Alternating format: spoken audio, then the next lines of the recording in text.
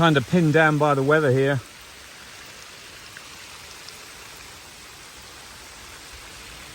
But we're nearly ready for the pour next Tuesday. Just getting these electric conduits sorted out. Nearly finished.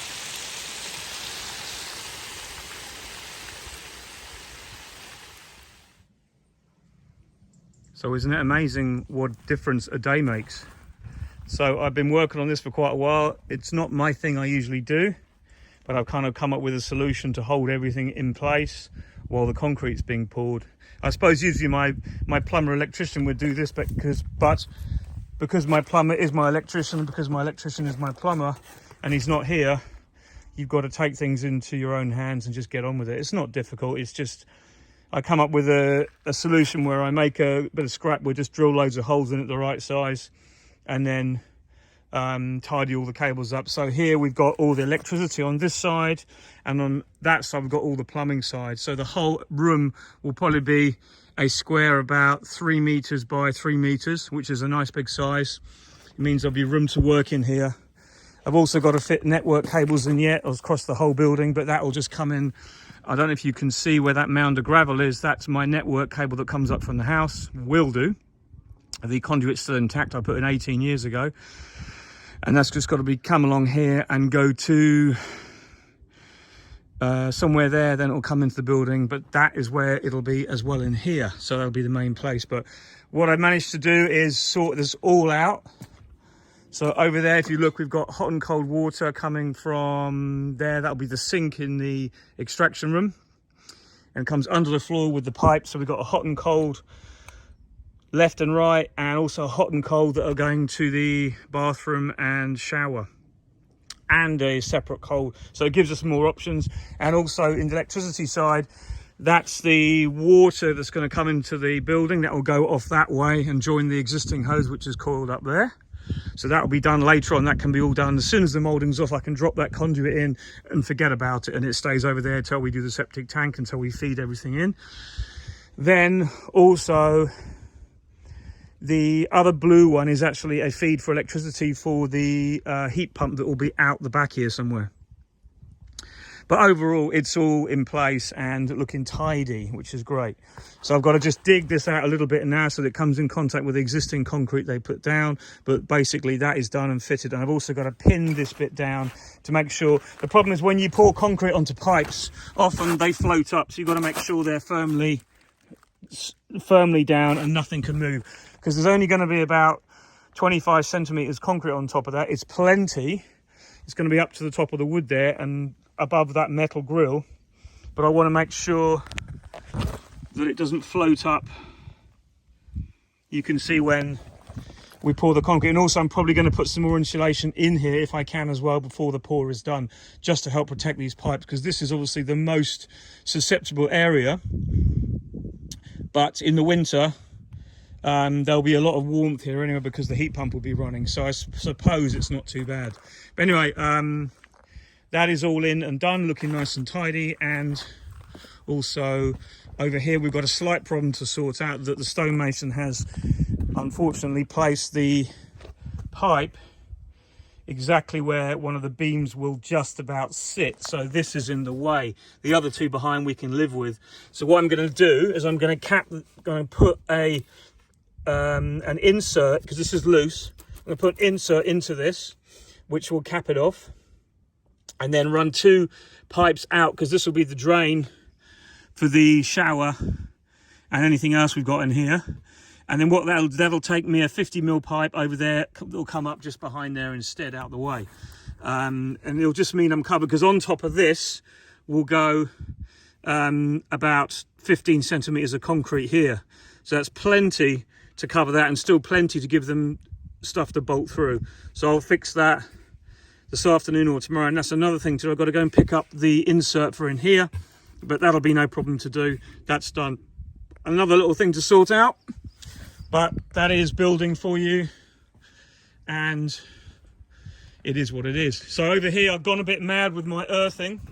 I've got an earthing spike in there, And I know earthing should be outside, but I'll probably put an outside one as well. I'm a bit anal about earthing, but that's a wire I've connected to here, which goes all along there. You can see it come out. So it goes to here. And what I've done is I've earthed the whole of this mesh, which I was told to do. So I've been a bit anal about this as well. Really good contacts in. I've got open copper wire sections here. And they're all in contact with the metal. Then it joins another bit there. And it goes along another 3 meters and joins another bit there. And it goes along more and joins another piece here. And joins another piece here, where it becomes a plastic coated wire again. So there you go. And then that goes to another junction distribution area. And what I decided to do is, because a lot of my electricity comes in up the top there from the telegraph poles I spoke about before. This is geeky, I know, but it does it for me. It has to be sorted out, and I've got to know all about it because I'm the one running the business. So I need to know, and I've sorted it all out. So it's an extra feed that will come down here, all along, nice straight pipe, and come up here and terminate here, because this will be the corner of the building. And as I said before, this area will feed all these sockets and other machines I'm going to use here if I need to.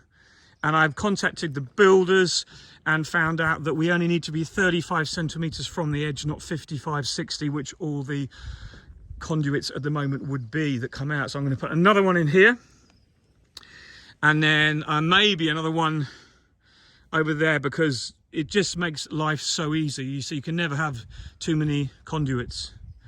So those two there are going to be for machines, wax melter or whatever, or creamer, but they're wired back to the main fuse box there, which will be that side. So I am essentially having 2 fuse boxes, but it makes life a lot easier when you're wiring things up. And yes, I spent a lot of time dicking around with the cables because I want them to look neat when they come out the ground. So because I've got a couple more to put in, a couple more spaces, another earthing rod is in the ground there. I've gone over the top, but hey, who gives a damn? It's done, it's in, the whole thing is well earthed, and that's a thing I'm really hot on because I don't want anyone getting shocked by any of my electrical equipment, and my electrical equipment is quite substantial. It's all different things. The whole building will also be attached to this earth grid because it's a metal building, and so will all the equipment that are in it. So hopefully everything will be safe all the time. If there's water around, don't forget, when you're mixing honey and water, water conducts electricity pretty well, and you've got to be pretty careful that you don't kill yourself when mixing electricity with it. So we're ready for Tuesday, and I just love this. I love it when you look along there, everything is ready, all the cables are straight, the whole place is tidy. I've got to blow all these leaves out first, obviously, because we've had a hell of a gale. You saw the weather yesterday, but we are as good as ready. I've just got to do, as I said, move a couple more conduits further out, and then we're done. So it's a lot of extra little bits of work. I've just found out from the farmer that he's happy to take all my topsoil that's free, and he only lives 200 meters away. That is absolutely fantastic. That's going to save me a fortune. Oh, my digger guy who you saw will take that to there and just tip it, and then he'll sort it out afterwards. So you know, when you just think, fantastic, so that's going to save me literally hundreds, if not €1,000 or so in transport alone. Because even though it doesn't look that much there's about 30 tons there, but I'm taking the whole of that top section off and making a big slab. So it's going to be pretty substantial, slab-stantial. So I hopefully have a slab half this size out the front that will be draining away, or I'll put a drain in it, because luckily we've got a good slope over there. Any water will come out over there somewhere, or I'll add it to my water runoff. But it's another thing to sort out, but that can be done, so it's really good. So have a great weekend. Lovely to have some sunshine and sit down and just take it all in. I had a coffee in the sun, and all I've got to do now is just dig that little bit out, a couple more extra things. I'll probably add a few conduits here and there, because you know what? As I said before, you can never have too many. But whatever you're doing, have a great weekend. And I will catch you next week when we do the big pour. Take care. Bye for now.